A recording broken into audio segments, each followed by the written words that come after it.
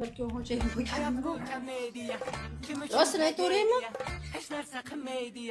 Ish soatni kam qilib qo'ydik-ku qo'yardi. Ekan xo'jayin bo'lib qolganimda hamma ishchilarimni umraga olib borgan bo'lardim. Hammaga dam berardi. Agar men boshliq o'rnida boshliq bo'lgan hammaga chiroyli ovqat qilib berib, ziyofat qilib bergan. Oh no!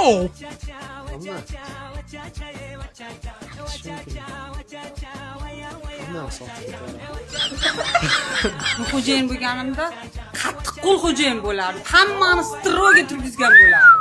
Xo'jayin bo'lganimda bir ko'zimga dam olib mazza qilib toqqa borib uxlardim. Akshan tog'lardim o'zimni. Xo'jayin bo'lganimda hamma ishlarimga umraga yo'llamoqchi. Wow! Ishchilarimga ishchilar o'rtasida g'iybat bo'lmasligini xohlardim. Agarda g'iybat qilsa, 50 mingdan shtraf to'lashardi. Shunaqa.